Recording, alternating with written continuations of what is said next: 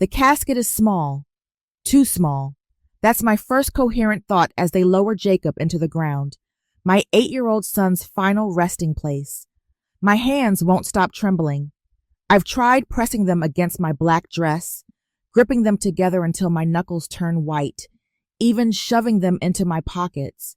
Nothing works. The tears flow endlessly, silent rivers down my cheeks that I no longer bother wiping away.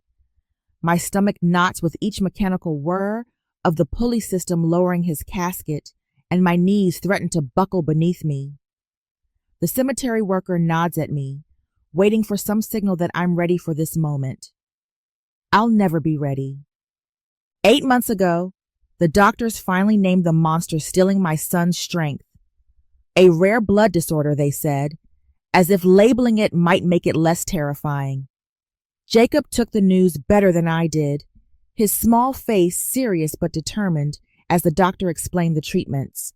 "Will it hurt?" he asked, his voice steady. "Sometimes," the doctor answered honestly, "but we'll do everything we can to help." He never complained through 8 months of needles, transfusions, and medications with names I could barely pronounce. Even when his small body was ravaged by fevers that left him shaking beneath hospital blankets, he'd look up at me with those eyes so much like his father's and say, "I'm okay, Mom. Don't worry." Now I stand alone beside his grave, the ache of their absence a physical pain as sharp as the loss itself. My parents, who should be standing beside me. My sister Abigail, who promised she'd always be there for us. Sarah, my best friend since 3rd grade, who held my hand through my divorce but couldn't be bothered to show up today. I pull out my phone, a reflexive gesture I immediately regret. Abigail's Instagram feed loads automatically. Photos of her engagement party at the Riverfront Plaza Hotel flood my screen, happening right now, at this exact moment. There she is, champagne glass raised, diamond glittering, our parents beaming beside her. The timestamp shows it was posted 20 minutes ago, while I was listening to the minister speak words that couldn't possibly capture who Jacob was. "Are you doing all right, dear?" I look up to see Margaret, my elderly neighbor, the only person who came today. Her weathered hand rests lightly on my arm, her eyes full of genuine concern. For 18 months, she brought homemade meals to our house when I was too exhausted from hospital visits to cook. She sat with Jacob when I needed to shower or sleep. She never once treated his illness as an inconvenience. "They didn't come," I whisper, the words barely audible. "Not one of them." I can't stop remembering Jacob's laugh, the real one, before the illness, when it would bubble up from somewhere deep and uncontrolled. How he'd declare at 6 years old that he was going to become a doctor to fix kids like me someday. The way he'd insist on wearing his superhero pajamas to chemo treatments because superheroes are brave even when they're scared. "That boy loved you more than anything in this world," Margaret says quietly. I'm not remembering how Michael, my ex-husband, had set up an $850,000 college trust fund for Jacob before his company transferred him overseas. "If anything ever happens," he'd said, "you're the residual beneficiary."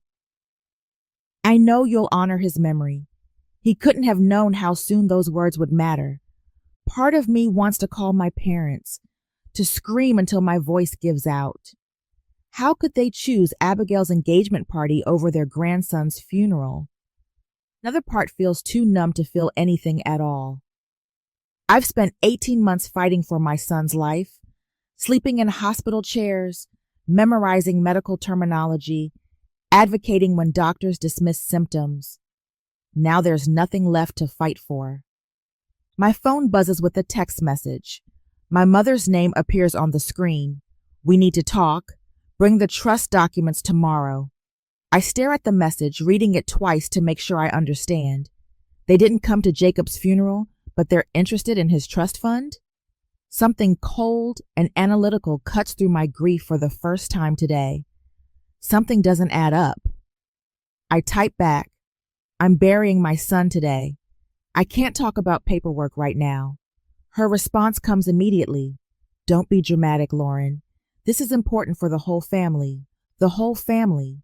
The same family that couldn't spare 2 hours to say goodbye to Jacob. The reality of what's happening begins to crystallize. This isn't just about money. It's about the last thing I have from my son, his legacy, the future he'll never have. I realize with sudden clarity that I'm alone in this fight.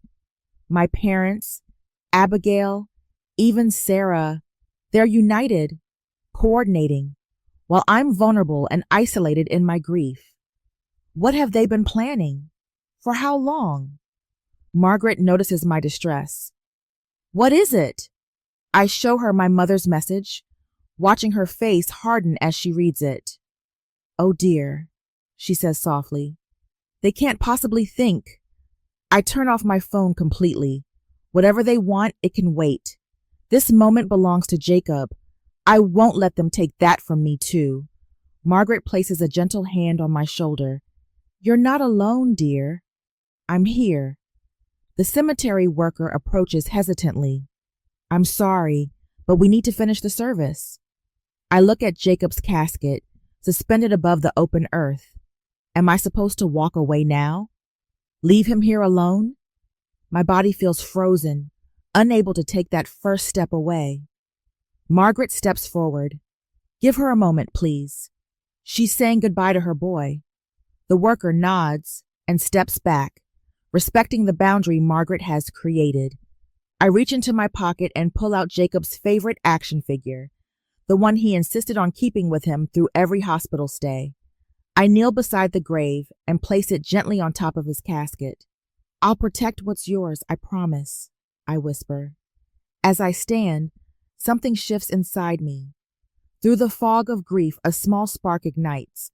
I don't know what tomorrow will bring, but I know one thing with absolute certainty. They will not take my son's legacy without a fight. The morning after the funeral dawns gray and drizzly, matching my mood as I drive to my parents' colonial-style home in Crestwood Hills. I grip the steering wheel too tightly, my knuckles whitening with each mile closer to their house. My throat constricts at the thought of seeing them after yesterday, after they chose Abigail's engagement party over their own grandson's funeral. I park behind a familiar silver Audi, Sarah's car. Of course she's here too. The front door opens before I reach it. My father stands in the entryway, his face a practiced mask of paternal concern that doesn't reach his eyes. Lauren, come in. We've been waiting. The living room feels like a boardroom. Abigail sits primly on the cream sofa, legs crossed at the ankle, her blonde hair swept into a perfect chignon. Sarah perches beside her, studying her manicure with sudden fascination when I enter. My mother stands by the mantel, one hand resting on a framed family photo where we're all smiling. A performance for the camera. No one mentions Jacob. No one says they're sorry. My father doesn't waste time. He walks to the mahogany coffee table where a folder lies open, papers arranged in neat stacks. We need to reallocate the trust with Abigail as trustee, he announces, sliding a document toward me. Sign here and here. I don't reach for the pen. What are you talking about? Abigail uncrosses her legs and leans forward. Lauren, you're in no condition to manage this kind of money. We're trying to help. My mother steps closer, her voice honeyed with false sympathy. You've always been impulsive with finances. Remember that boutique you wanted to open after college? Thank goodness your father talked you out of it. I glance at Sarah, hoping for some flicker of the friendship we once shared. She meets my eyes briefly before looking away, her silence confirming her allegiance. We've already spoken with Michael's lawyer, my father says, tapping the papers. Given your mental state, he agrees this is the prudent course. The words hit like physical blows. I pick up one of the documents, recognizing legal language about mental competency evaluations. Another page catches my eye. Research on trust law, dated 14 months ago, when Jacob was first hospitalized. You've been planning this since Jacob got sick, I whisper, the realization burning through me. While I was sitting beside his hospital bed, you were researching how to take his money if he died. Abigail sighs dramatically. You're exaggerating again. That's exactly why we're concerned. My father pulls out another document, sliding it across the table. If you refuse to sign, we're prepared to petition for guardianship. The court will understand that grief has compromised your judgment. The full scope of their betrayal crystallizes. They dismissed Jacob's illness for 8 months, calling me overprotective when I insisted something was seriously wrong. Now I understand why. They were positioning themselves all along, waiting for the worst to happen. My world shifts, reality reconstructing itself around this terrible truth. Memory after memory realigns in this new light. My mother, 10 months ago. It's probably just anemia, Lauren. You always make mountains out of molehills. My father, when Jacob needed specialized treatment. These doctors are taking advantage of your anxiety. He just needs vitamins. Abigail, declining to visit him in the hospital. Hospitals are depressing. Besides, he's just going to get better anyway. I see a blueprint peeking out from beneath the trust documents. I pull it free. Renovation plans for Abigail's new house. A $200,000 kitchen remodel. A home theater. A pool with a waterfall. You never even visited him in the hospital, I say, my voice steadying with the clarity of anger. Not once in 8 months. Abigail tosses her head, impatient. We all grieve differently, Lauren. Some of us just handle it better. The casual cruelty of her words stuns me. For the first time, I see my family clearly, not as the loving support system I've desperately tried to believe in, but as people who view Jacob and me as props in their perfect family image, useful only when convenient. Why now? I ask. Why the sudden urgency? Abigail exchanges glances with my parents. Something passes between them, a silent communication that excludes me, as it always has. Fine. You deserve to know, Abigail says finally. Daniel's development company is facing some cash flow issues. The wedding might need to be postponed unless we secure additional funding. My mother fidgets with her pearl necklace. And there's the vacation property in Myrtle Beach. The market turned, and we're a bit extended. We're not villains, Lauren, my father says, his tone softening to the one he uses when closing business deals. We're family facing difficult circumstances. Sarah finally speaks, her voice small. My divorce will be final next month. Abigail promised me a position at Daniel's company. I need this, Lauren. I have the twins to think about. I see them now, not cartoon villains, but frightened people willing to sacrifice me to maintain their lifestyles, their status, their comfort. If you don't sign, my father warns, his kindly mask slipping, we'll have to take more drastic measures. My mother reaches for my hand. After everything we've done for you and Jacob, all these years. I almost laugh. What exactly have they done? Sent birthday cards with $20 bills? Called once a month to ask superficial questions about our lives? Don't make this harder than it needs to be, my father says, his voice hardening. Abigail checks her watch. We need this resolved within 60 days before Daniel's next project financing deadline. The desperation in their eyes tells me everything. They need Jacob's money, my money now, to solve their problems. I stand, gather the documents, and place them back in the folder. I need time to think, I say, heading for the door. Lauren! My father's voice carries the sharp edge I remember from childhood arguments. Don't walk away from this table. I close the front door behind me with quiet finality. In my car, I press my forehead against the steering wheel, overwhelmed by what just happened. My phone buzzes with a text from Margaret. How did it go? I'm here if you need to talk. Before I can respond, another call comes through. Michael's parents. I answer with shaking hands. Lauren, dear. Patricia's voice is warm with genuine concern. We just heard about the funeral. We're so sorry we couldn't be there. We were in Europe and just got the news. We love that boy so much, George adds, his voice breaking. Their grief sounds real, their concern authentic, unlike the calculated performance I just witnessed from my family. As I hang up, I remember something Michael mentioned when setting up Jacob's trust. If you ever have questions, contact Thomas Reynolds. He's the best trust attorney in the state. For the first time today, I feel a flicker of hope. I'm not alone in this fight. Margaret, who saw how I cared for Jacob every day. Michael's parents, who loved him without condition. Thomas Reynolds, who knows exactly what Michael intended for Jacob's money. I start the car, my decision made. I won't try to fight this battle alone. I reach for my phone and find Thomas Reynolds' number in my contacts. Mr. Reynolds' office? A receptionist answers. I need to speak with him immediately, I say, surprising myself with the steadiness in my voice. It's about the Jacob Turner Trust. That same day, the law office of Thomas Reynolds gleamed with polished wood and leather-bound books. I clutch my folder of documents so tightly my knuckles turn white. After 2 sleepless nights researching trust law online, I'm still not sure I understand what rights I have or how my family could attempt to take Jacob's legacy from me. Thomas rises from behind his mahogany desk when his assistant shows me in. He's older than I expected, with silver hair and reading glasses perched on his nose. His handshake is firm, his eyes kind but assessing. Mrs. Turner, please have a seat.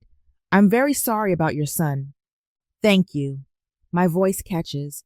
I've heard those words dozens of times in the past week, but his tone carries genuine empathy rather than obligation. I slide the folder across his desk. These are all the documents I have about Jacob's trust. My ex-husband, Michael, set it up before his company transferred him overseas. Thomas opens the folder, scanning the contents with practiced efficiency. He nods occasionally, pausing to read certain sections more carefully.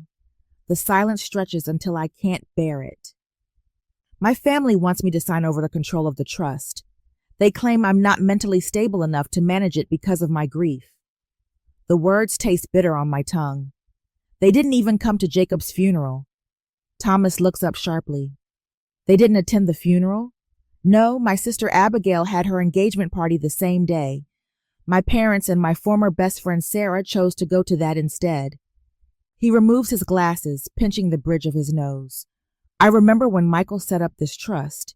He was very specific about his intentions. Thomas opens his desk drawer and pulls out a manila folder with Michael's name on the tab. My breath catches. I wasn't expecting him to have separate records. Michael was exceptionally thorough, Thomas explains, extracting a notarized document. This is his statement of intent for the trust. He hands me the paper, and I read Michael's familiar handwriting. This trust is to secure Jacob's future, and if the worst happens, to provide for Lauren, who sacrificed everything for his care. Tears blur my vision. Even from across the ocean, Michael had prepared for this possibility, had seen what I couldn't bear to acknowledge. There's more, Thomas says, turning his computer monitor so I can see it. These are phone records from our office over the past year. The spreadsheet shows multiple calls from numbers I recognize immediately, my parents' landline and Abigail's cell phone. They contacted you? About Jacob's trust? My voice sharpens. Not me specifically. They called asking about trust provisions and beneficiary laws. My assistant flagged it because she recognized the names from Michael's file. They never actually spoke to an attorney here. A clarity cuts through my grief for the first time in days. They knew about the trust terms before Jacob died. That's why they've been planning this. It appears so, Thomas says, his expression hardening. Mrs. Turner, I want to be clear about something. This trust has explicit provisions preventing family interference. Michael built in multiple layers of protection specifically to ensure the funds would go to Jacob or to you as the residual beneficiary. They have no legal standing to challenge this. The trust is ironclad. The weight pressing on my chest lightened slightly. So they can't take it? Not legally, no.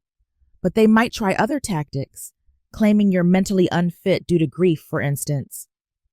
I think of my mother's dismissive text message at the funeral, Abigail's cold calculation, my father's uncomfortable silence as they presented papers for me to sign.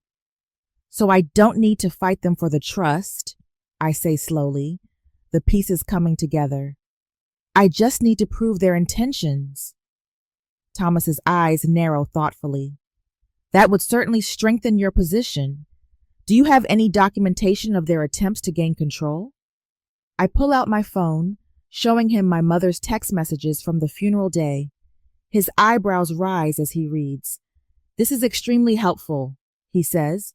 Now, I suggest we arrange a meeting with your family, on your terms, in a public place. 2 days later, I sit at a corner table in Harborview Cafe, a manila envelope placed deliberately in front of me. The shop bustles with afternoon customers, exactly as I'd hoped. Thomas's advice echoes in my mind. Public places discourage scenes. Control the narrative from the beginning. Margaret waits in her car across the street, ready if I need backup. Thomas is on standby for a call. For the first time since Jacob's diagnosis, I don't feel completely alone. My family arrives together, Abigail leading the procession in designer sunglasses, my parents following like attendants. Sarah trails behind, avoiding my eyes. They take seats around the table without ordering drinks, clearly expecting this to be brief. Abigail immediately reaches for the manila envelope. So, you've signed the papers? I knew you'd be reasonable. I place my hand firmly on the envelope. Before we discuss any papers, I want to know why none of you came to Jacob's funeral. My mother sighs dramatically. Lauren, we've been through this. Abigail's engagement was planned months ago. We couldn't cancel everything on such short notice. It was your grandson's funeral, I say quietly. And we grieved in our own way, my father replies, glancing nervously at nearby tables. Everyone processes loss differently. I open the envelope and slide out several photos, screenshots from Abigail's Instagram, time-stamped during Jacob's funeral. Champagne glasses raised, diamond ring flashing, everyone laughing. While I was burying my son, you were drinking champagne and laughing. My voice remains steady, but people at nearby tables glance over. Abigail's face flushes. You're taking those out of context. That's not fair. I pull out a second document from the envelope, the notarized trust of terms with no amendment without grant or consent highlighted in yellow. Michael made his intentions very clear. This money is Jacob's legacy to me. My father reaches for the papers. Let me see that. I pull them back before he can grab them. I've spoken with Thomas Reynolds. He has Michael's original statement of intent. The trust cannot be modified, transferred, or accessed by anyone but me. Abigail's carefully composed expression cracks. You don't deserve that money. You'll just waste it. Her voice carries. Several customers turn to stare. Lower your voice, my mother hisses. Why? I ask, looking directly at Abigail. Are you worried people will hear how you tried to take advantage of your grieving sister? How you couldn't be bothered to attend your nephew's funeral, but want his college fund? Abigail stands abruptly. This is ridiculous. We're trying to help you. I don't need your kind of help, I say, gathering the papers back into the envelope. I'm not signing anything. Ever. My father leans forward, voice low and threatening. You're making a mistake, Lauren. We can make things very difficult for you. You already have, I reply, standing, for my entire life, but not anymore. I walk out, feeling their stares burning into my back. Outside, Margaret waits in her car, window rolled down. When I slide into the passenger seat, she gives me a proud smile. You stood up to them. Good for you. My phone rings. Thomas calling for an update. How did it go? Do we need to prepare for immediate legal action? I describe the confrontation while Margaret drives us away from the cafe. Thomas listens carefully, then confirms we're in a strong position legally. They'll likely try something else, he warns, but you've established boundaries, which is critical. After we hang up, another call comes through, Michael's parents. They offer to fly in from Colorado to testify about Michael's intentions if needed. We always knew Jacob's care was your priority, Patricia says. We'll support you however we can. A text message follows from David, my former co-worker who visited Jacob regularly during his hospital stays. Margaret told me what's happening. Whatever you need, I'm here. For the first time in weeks, I feel the weight on my chest lighten. I'm not fighting alone anymore. In Margaret's driveway, I take a moment before getting out of the car. I touch Jacob's photo on my dashboard. His last school picture, taken before he got sick, his smile still radiant with hope. First step done, buddy, I whisper. Margaret squeezes my hand. You did wonderfully today. I nod, staring at the horizon. But they won't give up easily. They'll try something bigger next. And we'll be ready, Margaret says firmly. You're not alone anymore, Lauren. I take a deep breath, feeling something unfamiliar building inside me. Not just grief, not just anger, but resolve. They couldn't be bothered to say goodbye to my son. They won't get to decide what happens to his legacy. 3 days after the cafe confrontation, I spread documents across Thomas Reynolds' mahogany desk, my hands steady as I arrange them into neat piles. Grief still pulses beneath my skin, but something else has emerged alongside it. A cold, clear objectivity that surprises me with its intensity. They'll file for guardianship, Thomas says, tapping a finger against a legal brief. His office smells of leather and old books, the kind of place where battles are planned rather than fought. They'll try to prove you're mentally unfit due to grief. It's their clearest path to the trust. I nod, studying the timeline I've created, 18 months of Jacob's illness mapped out in excruciating detail. Abigail never does her own dirty work. She'll use Mom and Dad as the petitioners, maybe even Sarah.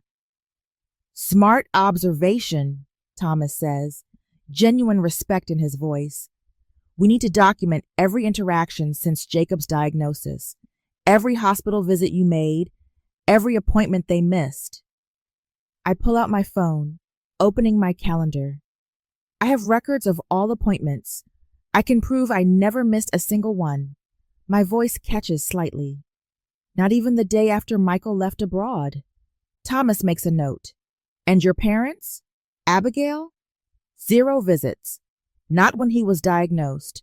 Not during the 3 weeks he spent in isolation after the bone marrow treatment failed. The memory stings, but I push through it. Not even when the doctors told us there was nothing more they could do.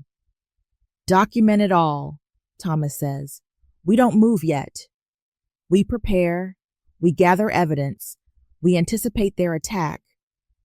I run my finger along a hospital bill, remembering how I'd learned to decipher medical codes and challenge insurance denials, how I became Jacob's advocate when no one else would. 8 months of treatments, and not one visit from them. Not one. Thomas leans forward. Lauren, I need you to understand something. This isn't just about proving you're mentally competent. It's about proving they never cared about Jacob, only his money. The words hurt, but the truth in them steadies me. Then that's exactly what we'll prove. Over the next hour, we sort through financial statements, showing my meticulous handling of Jacob's medical expenses. Thomas brings in a notary to witness my signing of affidavits. The preparation feels like building armor, each document another plate of protection around Jacob's legacy. They'll claim your grief makes you unstable, Thomas warns. We need to counter that narrative before they can establish it. Margaret has kept a journal, I say, surprising myself with this knowledge. She documented every time she helped with Jacob during his illness. She told me yesterday. Thomas nods approvingly. Perfect. A neutral third party's observations will carry significant weight. I pull out my notebook. I've also contacted Jacob's primary oncologist and his school teacher. Both are willing to provide character statements. Excellent, Thomas says. Now what about Michael? His intention when creating the trust could be crucial. I called his parents last night. They're coordinating with his attorney to document his original intentions. The words come easily now, each strategic move clear in my mind. And I've installed security cameras at my house. If they try to confront me again, it'll be documented. Thomas makes a note. I'm consulting with Dr. Susan Bennett tomorrow. She's a psychiatric expert who can evaluate you and counter any mental fitness challenges they might bring. I hesitate before sharing my next thought. I've been collecting screenshots. Every time they dismissed Jacob's illness as nothing serious. Every text where they claimed I was overreacting. My voice hardens. They created a pattern of minimizing his condition while simultaneously planning to take his trust fund. That's exactly the kind of evidence we need, Thomas says quietly. Not just to defend you, but to expose their motives. I stare out at his office window at the autumn leaves dancing across the parking lot. Jacob loved fall. The colors, the smell of cinnamon, the way leaves crunch beneath his feet. Last October, I'd wheeled him outside the hospital just so he could feel the crisp air on his face. Are you all right? Thomas asks. Just remembering, I say, returning to the present. What else do we need? As Thomas outlines our next steps, my phone buzzes with a text from Margaret. Just heard from Linda at the hospital. Sarah was asking questions about Jacob's treatment schedule. Be careful. My stomach tightens. I show Thomas the message. They're gathering ammunition, he says grimly. Sarah would have access to information about when you were at the hospital, your emotional state during treatment. She signed something, hasn't she? The realization hits me like a physical blow. An affidavit claiming I was unstable during Jacob's illness. Thomas's silence confirms my suspicion. She was my friend since third grade, I whisper, the betrayal cutting deeper than I expected. She held my hand through my divorce. Abigail is recruiting anyone with inside knowledge of your life, Thomas says gently. It raises the threat level considerably. I remember now Sarah's increasingly infrequent visits as Jacob's condition worsened. Her uncomfortable expression when I broke down after a particularly devastating prognosis. The way she'd stopped meeting my eyes in those final weeks.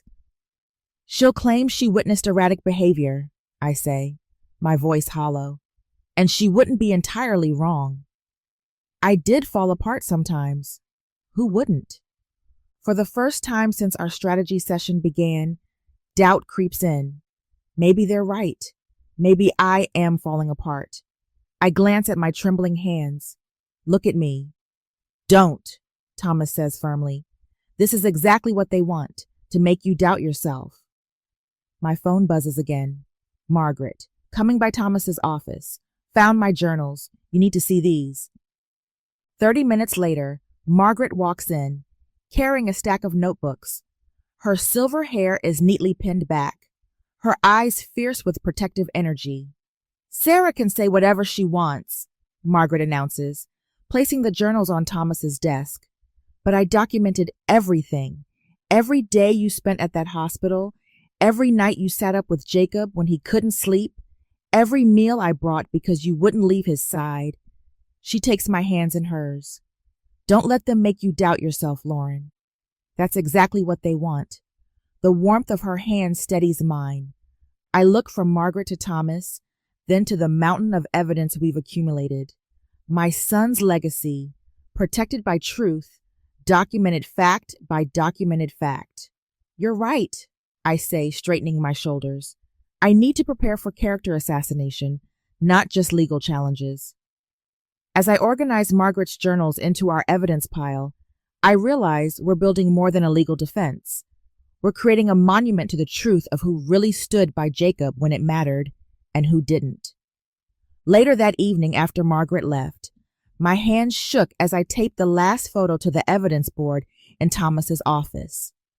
It shows my parents at Abigail's engagement party, champagne glasses raised in celebration exactly 42 minutes after Jacob's casket was lowered into the ground.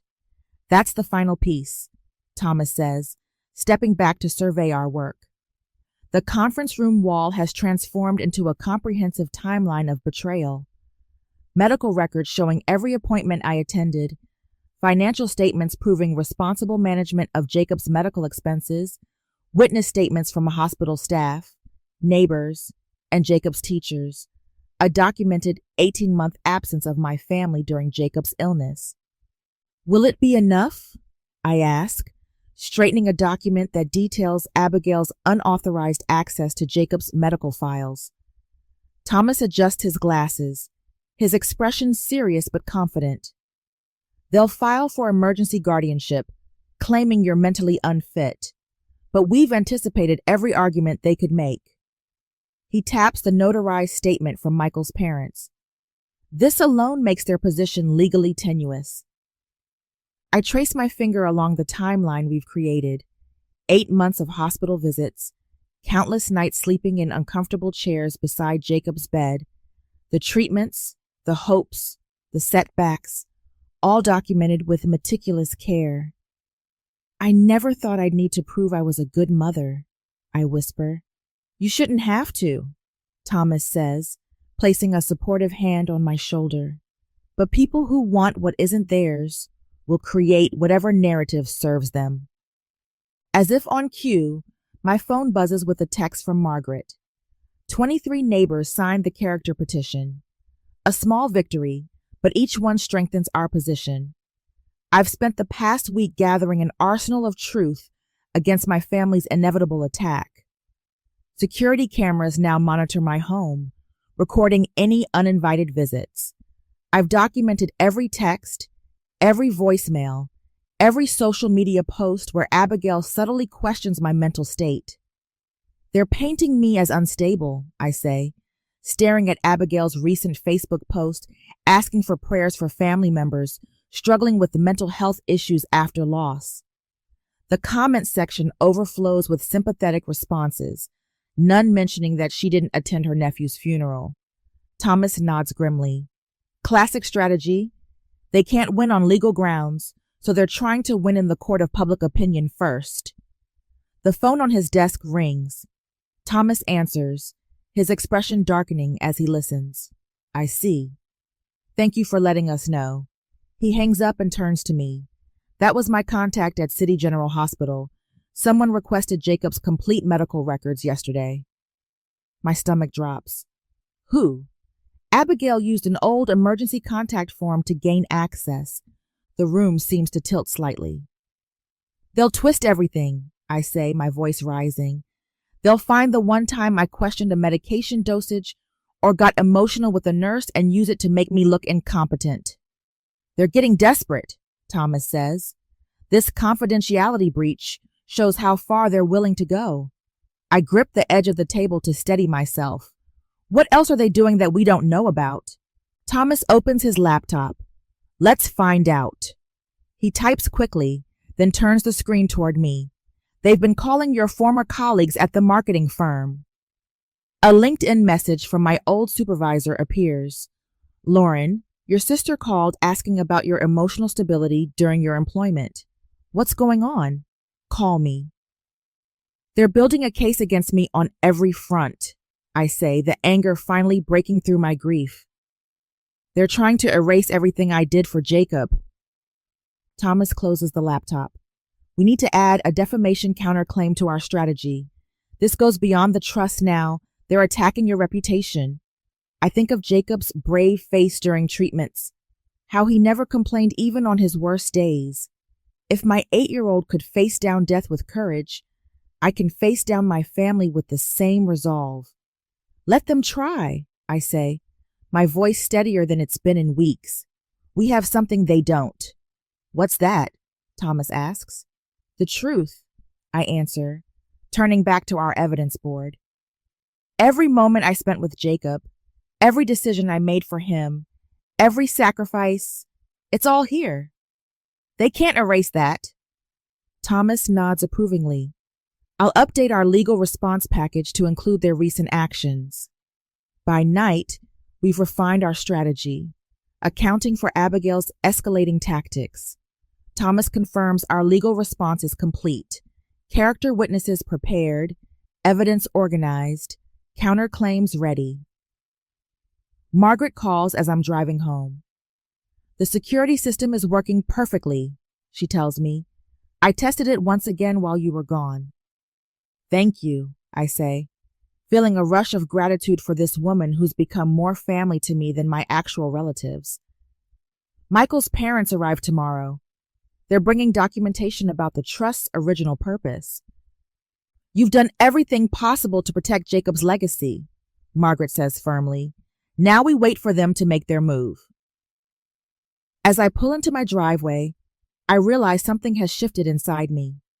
The paralyzing grief hasn't disappeared, but it's been joined by something else, a fierce, protective anger that burns away the fog of despair. I'm not afraid anymore. I'm angry and I'm ready. The next morning, the sheriff's knock hits like a hammer. When I open the door, his face is professionally blank as he extends a thick manila envelope.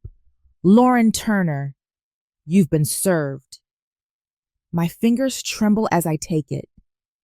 The weight feels wrong, too heavy for mere paper, too light for the destruction it contains.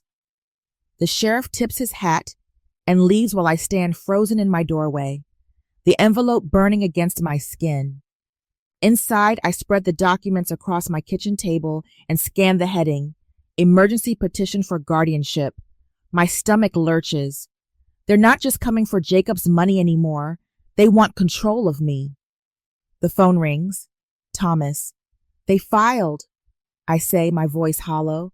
I know, just got the notification. How are you holding up? I stare at the affidavits attached to the petition. Sarah's signature jumps out first. 3 pages, detailing every moment of weakness she witnessed during Jacob's illness.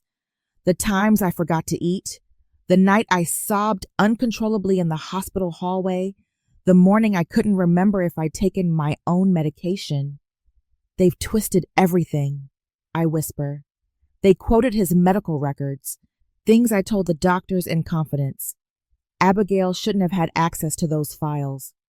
Victoria shouldn't have had access to those files, Thomas says, his voice hardening. That's our countermove. The hospital ethics committee is already investigating. I flip to the next page. Financial statements showing my depleted savings account. 18 months without steady income while caring for Jacob had drained everything. They've highlighted every overdraft fee, every late payment, presenting it as evidence of financial irresponsibility rather than the reality of a mother spending everything to save her son. The hearing is tomorrow, Thomas says. We knew this was coming. We're ready, but I'm not sure I am. This isn't just about money anymore. They're trying to take away my autonomy, my dignity, my very identity as a competent adult. The document before me paints a picture of a woman falling apart, unable to make rational decisions, a danger to herself without proper supervision. Have you seen the newspaper? Thomas asks quietly. I pull up the local news website on my phone. There they are, my parents, sitting in their immaculate living room, sorrow etched into their carefully composed expressions. The headline makes me nauseous. Family seeks help for grieving mother. My father's quote appears in bold. This breaks our hearts, but we have to protect her from herself. I switch to social media and find Abigail's carefully crafted post, a throwback photo of us as children, her arm around my shoulders. Sometimes the hardest thing to do is step in when someone you love is suffering. Please keep our family in your thoughts during this difficult time. #mental health awareness. #family first. The comments section overflows with support for them. people who don't know us, don't know Jacob, offering prayers and praise for their bravery in helping me. They've already tried and convicted me in the court of public opinion, I say. Courts don't decide cases based on Instagram likes, Thomas replies. I've filed our counter petition. Michael's parents arrived this morning. They're ready to testify about his intentions for the trust. The hospital ethics committee has issued a formal statement about the unauthorized access to Jacob's records.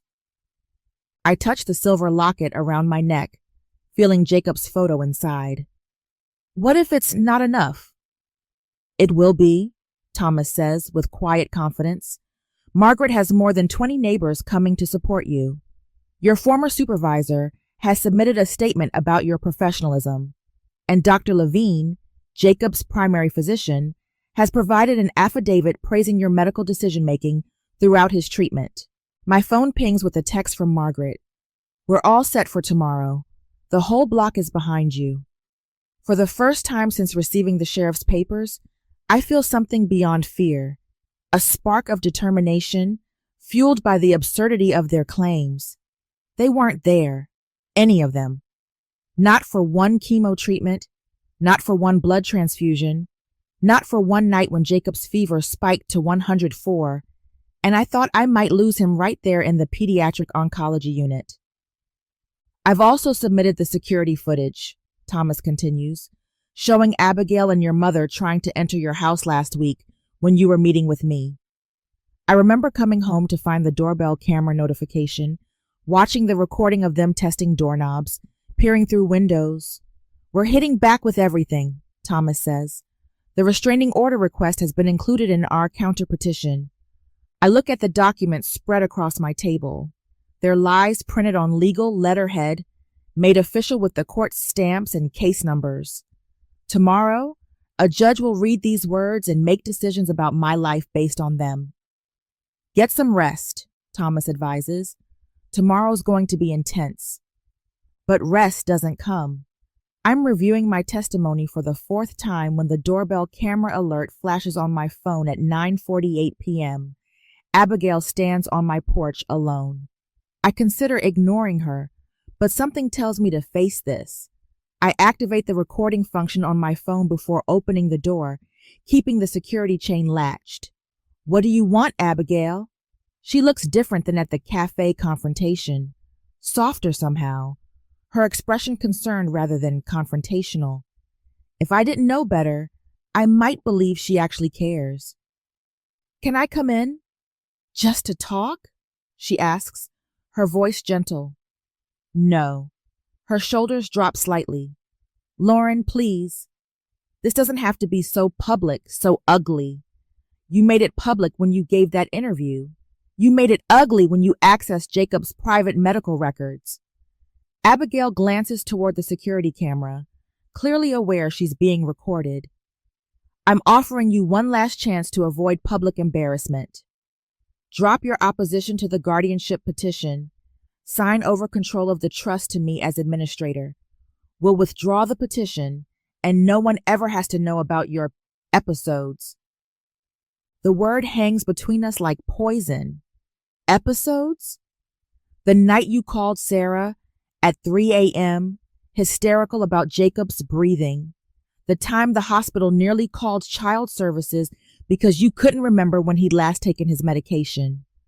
Her voice remains sympathetic, but her eyes are cold. We'll destroy your reputation completely. Everyone will know how unstable you are. I feel a strange calm settling over me. I think you should leave now, Abigail. Her mask slips then, just for a moment, but it's enough. Rage flashes across her features before she composes herself. You think you deserve that money. You were always the burden, the problem child, the disappointment. She leans closer to the door. We carried you your entire life. Now it's time you did something for this family. I close the door without another word, my hand steady for the first time today. I immediately call Thomas, forwarding him the recording. Perfect, he says after listening. Her mask finally slipped. This is exactly what we needed. It's past midnight when Margaret arrives with an overnight bag. "I thought you could use some company," she says, setting a thermos of tea on my kitchen table. "Thank you," I whisper, unsure if I can explain how much her presence means. "Tomorrow we show them what real strength looks like," she says, squeezing my hand. My phone lights up with a text from Thomas. "Everything is ready. Michael believed in you. So do we." I can't sleep, so I sit in Jacob's room instead, holding his favorite stuffed dinosaur. The glow-in-the-dark stars we stuck to his ceiling still shine faintly. I take out my locket and open it to see his smiling face. "Tomorrow is for you, buddy," I whisper to his photo, "for your legacy."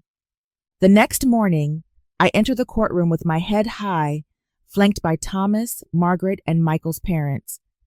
The polished wood and solemn atmosphere remind me of a church, a temple where truth should matter more than performance. Abigail, my parents, and Sarah sit on the opposite side, their faces arranged in expressions of practiced concern. My stomach knots as I take my seat. It's been 48 hours since the sheriff served me with papers claiming I'm mentally unfit to manage my own affairs, let alone my son's legacy. Thomas squeezes my arm gently as we settle at the defendant's table. "All rise for the Honorable Judge Eleanor Stanton," the bailiff announces. A stern-faced woman in her 60s enters, her silver hair pulled back in a severe bun. She reviews the emergency petition with narrowed eyes before addressing the courtroom. "These are serious allegations. I expect both sides to present evidence, not emotion." Her gaze sweeps across both tables. "Mr. Peterson, you may begin for the petitioners."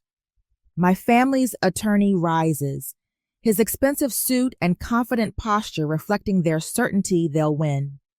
"Your Honor, this is a case of a family desperately trying to help a daughter and sister who is spiraling after an unimaginable loss." He walks toward the bench, presenting documents with practiced solemnity. "Ms. Turner has exhibited concerning behaviors since her son's passing.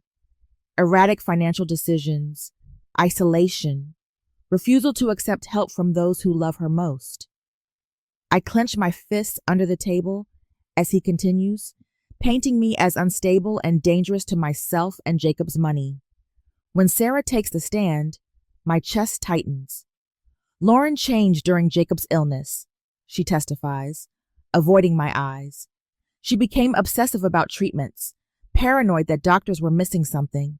She'd call me at 3 a.m, hysterical." The memory of those nights slashes through me, sitting beside Jacob's hospital bed, terrified as his fever spiked, reaching out to someone I thought was my friend. My isolation wasn't paranoia. It was abandonment by the people testifying against me now. My mother takes the stand next, dabbing at tears that appear on command. "We're heartbroken watching her self-destruct. This isn't about money. It's about protecting our daughter when she can't protect herself." The judge's expression softens at my mother's performance. A cold wave of fear washes over me. She's buying their act. Then Thomas stands, and everything shifts. "Your Honor, what we're witnessing today is not concern, but calculation." His voice fills the courtroom with quiet authority. "Ms. Turner hasn't self-destructed. She's been systematically targeted by the family members who abandoned her during her son's illness, but suddenly appeared when they learned of his trust fund." He begins methodically dismantling their case, presenting complete hospital records that chronicle every appointment I attended, every treatment decision I researched and approved, every night I slept in a hospital chair. "Now, I'd like to call Miss Elizabeth Summers, Hospital Records Administrator." A middle-aged woman with kind eyes takes the stand and confirms what Thomas suspected. "Our system shows Ms. Abigail Turner access to Jacob's complete medical records 2 weeks ago using an outdated emergency contact form. This constitutes a serious privacy violation." Abigail shifts uncomfortably in her seat as whispers ripple through the courtroom. Margaret testifies next, her steady voice carrying decades of wisdom. I watched Lauren care for that boy every single day. When he couldn't keep food down, she researched what might help and stayed up learning to prepare meals that wouldn't make him sick. When he was scared about treatments, she created superhero stories to help him understand what was happening. Her eyes find mine. I never once saw her falter. Michael's father, Edward, takes the stand next. Though we've never been close, his testimony is clear and certain. My son established this trust with explicit instructions. He told me, "Dad, if anything happens to Jacob, Lauren gets everything." She sacrificed her career, her savings, everything to give him the best care possible. She'll honor his memory better than anyone. The judge's expression has changed, her eyes sharper, more focused on my family now. "Your Honor," Thomas says, "I'd like to present one more piece of evidence." He plays the security recording from last night, Abigail's unannounced visit to my home. Her voice fills the courtroom. "We'll destroy your reputation completely. Everyone will know how unstable you are." My calm response follows. "I think you should leave now, Abigail." Abigail's true colors emerge in her next words. "You think you deserve that money? You were always the burden." Her face flushes deep red. My mother's hand flies to her mouth. My father stares straight ahead, his jaw tight. The judge calls a 15-minute recess. When she returns, Abigail attempts to speak, but Judge Stanton silences her with a sharp gesture. "Mr. Reynolds, do you have additional evidence?" Thomas nods. "One final exhibit, Your Honor." He plays an audio recording from our cafe meeting. The voices are crystal clear. My mother. "Once the guardianship is approved, we can settle Abigail's mortgage situation." Abigail. "And the beach house repairs. The contractor needs $50,000 by next month." My father. "Once we have guardianship, we can use the money however we want. Lauren won't have any say." The courtroom falls silent. My family's attorney shifts papers aimlessly, clearly unprepared for this revelation. Judge Stanton calls another brief recess. When she returns, her expression has hardened into granite. "I've reviewed all evidence and testimony in this matter. This court finds no basis whatsoever for the emergency guardianship petition. In fact, what I see is deeply disturbing. A coordinated attempt to exploit a grieving mother for financial gain." Abigail starts to protest, but the judge cuts her off. "Miss Abigail Turner, I strongly suggest you remain silent. This court dismisses the petition with prejudice, meaning the petitioners cannot refile on these grounds. Furthermore, I am ordering an investigation into possible perjury by Sarah Bennett and Robert and Diane Turner, whose testimonies directly contradict documented evidence." The judge continues, each word hitting like a hammer blow. "I am granting an immediate restraining order prohibiting all petitioners from contacting Lauren Turner.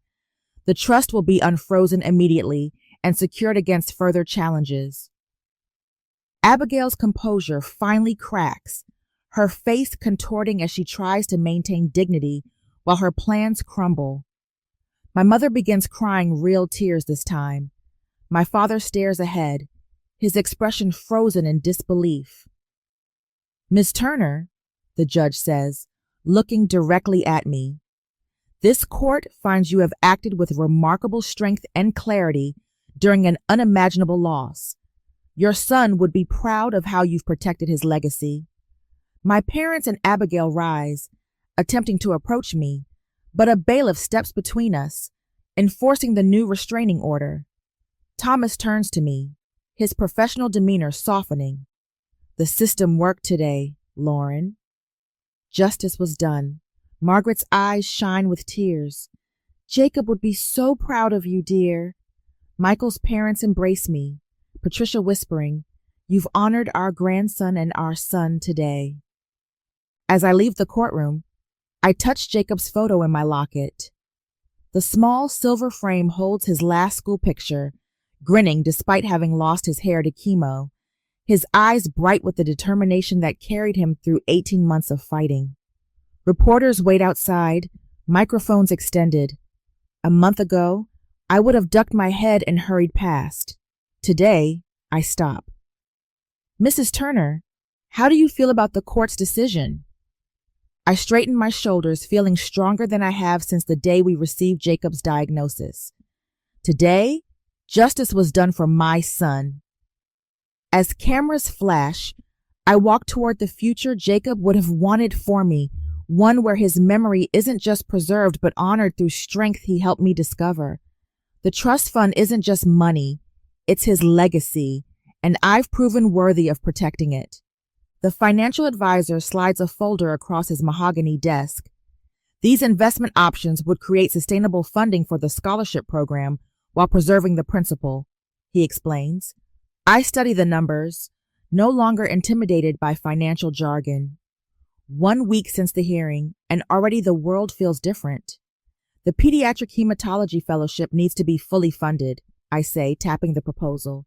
That's non-negotiable. The advisor nods, making notes. And the restraining order? Holding firm. They can't come within 1,000 feet. My voice doesn't waver anymore when I mention my family. Strange how quickly family has become an administrative term rather than an emotional one. The local paper published a front-page story yesterday. Mother vindicated in trust battle. I've received dozens of supportive calls and messages. Even Abigail's fiancé called to apologize before announcing their engagement was off. My parents face possible perjury charges, and Sarah was fired after her recorded testimony circulated through her workplace. When I leave the advisor's office, Margaret waits in her ancient Buick, window rolled down despite the autumn chill. All set? She asks. All set. I slide into the passenger seat, remembering all those rides to and from the hospital with Jacob, how Margaret would bring thermoses of homemade soup when cafeteria food became unbearable, how she'd sit with him while I showered or napped. Never thought I could do this, I admit as we drive. Stand up to them. Create something lasting. Margaret pats my hand. I knew. From the moment you placed that action figure in his grave and made that promise. That night, I sleep peacefully for the first time since Jacob's diagnosis. No nightmares of hospital corridors or beeping machines.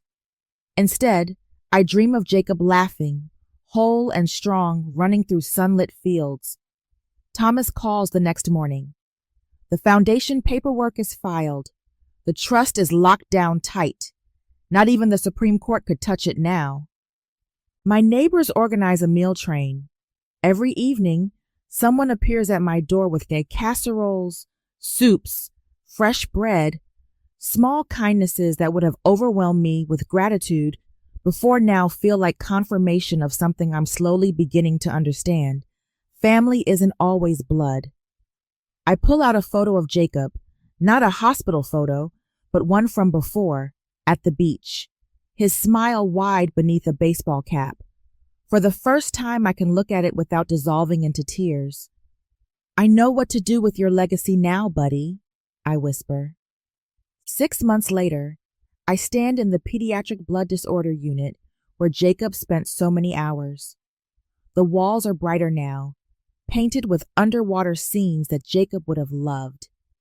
A plaque beside the nurse's station reads, Jacob Turner Memorial Wing. A young nurse approaches, extending her hand. I'm Emily Harper, the first Jacob Turner Scholar. I can't thank you enough for this opportunity to specialize in pediatric hematology. Jacob would have been thrilled, I say, and realize I'm smiling as I speak about him. Not the tight, painful smile of someone holding back tears, but a genuine expression of joy at his memory. He wanted to be a doctor himself someday. The foundation is making such a difference, Emily says. 3 families have received emergency housing assistance already. The Jacobs Legacy Foundation now supports families facing the same battles we fought, covering expenses insurance won't, providing emergency housing near hospitals, funding specialized training for pediatric nurses. Each board meeting brings new possibilities for expanding our reach.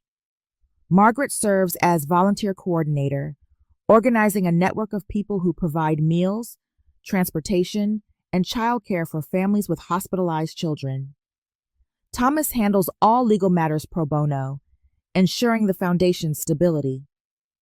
You've created something beautiful from something tragic, Patricia tells me during her monthly visit. She and her husband have become grandparent advocates, helping other grandparents navigate the medical system when their grandchildren fall ill. I find myself speaking at support groups, mentoring parents new to the terrifying world of childhood chronic illness. The first step is believing you can do this, I tell them. The second is knowing you don't have to do it alone. My voice no longer shakes when I speak in public. My hands no longer tremble when I sign documents. The woman who stood frozen at her son's grave has become someone else entirely, someone stronger, someone Jacob would be proud of. 1 year to the day after Jacob's funeral, I return to the cemetery. The path feels different under my feet, no longer a march toward unbearable grief, but a purposeful visit to a place of connection. I place fresh flowers by his headstone, tracing the letters of his name with my finger. The morning sun warms the granite. "Excuse me," a voice calls. A woman approaches with a little girl around 6 holding her hand. "Are you Lauren Turner?" I nod, standing to greet them. "I'm Rachel Mitchell. This is my daughter, Lily." The woman's eyes shine with unshed tears. "Lily was diagnosed with the same condition as your son last year. The specialist funded by your scholarship program found a treatment protocol that worked when nothing else would. Your son's legacy saved my daughter's life." Lily steps forward, shy but determined. "Thank you for helping me get better." I kneel to her level, seeing in her face the future Jacob never had. "You're very welcome, Lily." Standing again, I share Jacob's story, not with pain but with pride. "Fighting for his legacy transformed me," I explain. "I found strength I never knew I had." Rachel listens intently. "The foundation is expanding?" "Yes. We're funding research into rare blood disorders starting next quarter. Margaret's joining the board officially, and Thomas is structuring the research grants. Michael's parents are heading up the grandparent advocacy program." When they leave, I reach into my pocket and pull out Jacob's favorite action figure, the same one I'd placed in his grave a year ago. The cemetery worker had retrieved it for me after the service, understanding my immediate regret at parting with it. I place it gently against his headstone. "I kept my promise, Jacob. Your legacy is safe and growing stronger every day." Standing in the same spot where I once felt utterly abandoned, I'm surrounded by the presence of those who've become my true family, not bound by blood, but by something stronger: choice, loyalty, and love. The family that matters isn't always the one you're born into, I say softly to Jacob. It's the one that stands beside you when you need them most. As I walk back to my car, the morning sun warm on my face, I realize something profound.